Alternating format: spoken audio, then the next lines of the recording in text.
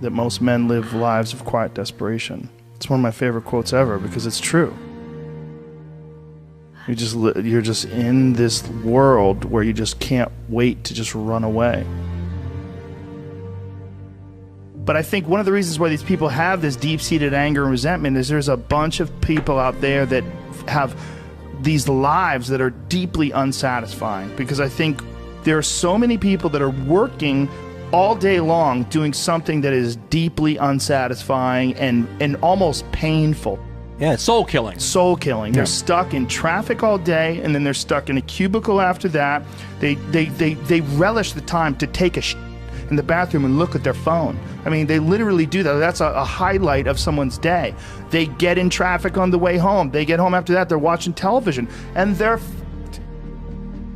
If people have a regular day job, if you could just find one thing that you do as a passion project and just keep building on it, just keep watering it, keep adding fertilizer, keep giving it attention, keep giving it focus, and you can escape. You can escape, and you can be self-serving. You could be okay. You're gonna be okay. Making furniture feels good. If you make furniture for a living, and you feel a great satisfaction out of that, and you sell that furniture, look, man, if you can do that, you could cut those corners perfectly and sand everything down nice and stain it, and then it's done, and you get this satisfaction, and you sell it to someone, and that pays your bills. That is infinitely more satisfying than being stuck in some fucking cubicle working for someone that you don't want to work for, having to have these stupid fucking office meetings, talking to people in human resources, sitting down with your supervisor where they evaluate your job performance, and you're not really, you really need to be enthusiastic about this company. This company is your future. This kind of you're like, fuck, kill me now.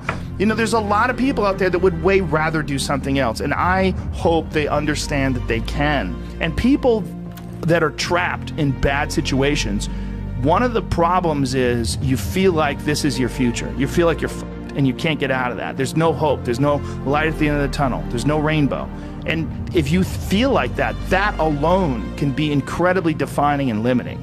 But if you look at yourself objectively and say, okay, I kind of am fucked here. I'm in credit card debt. I'm working in a shitty job. I don't like what I'm doing, but I have some ideas. I need to feed those fucking ideas. And I need to feed them and water them, and I need to set aside a certain amount of time every day to just try to make those things happen. You can do that. Everyone has a different personality. They have different interests, different things that they would be really satisfied pursuing. That's not encouraged. What's encouraged is go find a job. What's encouraged is go find some place that you can shove yourself into. Go find a square hole that you can stick your round peg and just jam it in there and shave down the top and the bottom so you slide in with all this extra space on the sides and feel like shit for the rest of your life because you need a job, because you're in debt, because you have credit cards, because you have student loans, because that's what everybody does. And so you do it too. That's what's wrong. You have an apartment you have to pay for. You have a car you leased. You have a wife that you have to feed. You have a child you have to raise. You have your mortgage. You have your this. You have your that. And that's where it all comes from. Well, the opportunity takes place usually when you're young and you don't have any responsibility. That's when you have your options. Well, your options are severely limited the more you gather responsibilities. Like if I had to, as a 51-year-old father of 3, married man, pays taxes, has a house and a mortgage and a business and all that jazz. If I had to quit everything now and struggle the way I struggled as a stand-up comedian, it would never work. But the only way I could be this person now is if I took that chance when I was 21, when I was dead broke and had my cars repossessed and all that stuff. That's the only way you ever get where you want to go. You have to take a path that's dangerous. And most people want to take the safe path. And the safe path leaves you stuck in quiet desperation. Almost every time. It's hell. It's hell. But can people just make that change? I mean, yes, look, you can, I believe they but can. you have to plan it out. The way you can change is you have to put aside enough money to give yourself a window. And then you have to have a plan. And you have to spend all your waking hours outside of whatever job you do planning your escape. And you have to come to the realization very clearly that you f***ed up and you got yourself stuck. So whatever you're doing, you have to do it like your life depends on it.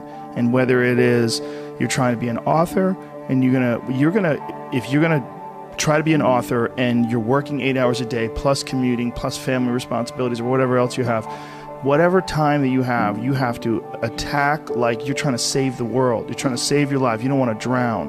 That 1.5 hours a day that you have to write, God damn, you better be caffeinated and motivated. You got to go. You got to get after it. And you got to have discipline.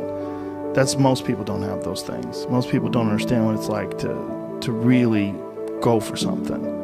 And to know that the consequences of not doing that are horrific.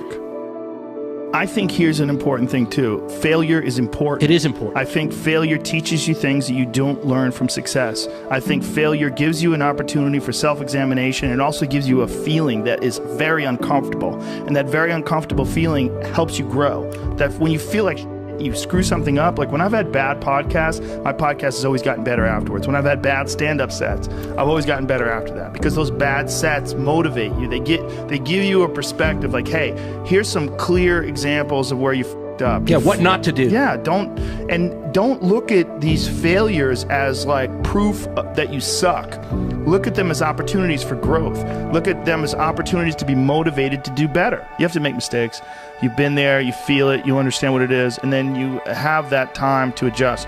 That's why losing in life is so important. Whether it's getting dumped, getting fired, losing a game, loss. Those feelings where things didn't work out your way, that's important, because it lets you know this is the bad feeling that comes when it goes wrong, and you improve, and then it makes the good feelings of victory all the better. And I mean that, in a relative sense, like even getting good at something. Forget about victory, like making a terrible book that gets rejected by every publisher and then writing a really good one and people accept it and you're like, fuck, I got better. Yes. Like that's feeling. Interesting, yeah. Those feelings of failure are really critical for your motivation. You see an old person walking down the street, you go, oh, that person's always been an old person. No, that was a baby.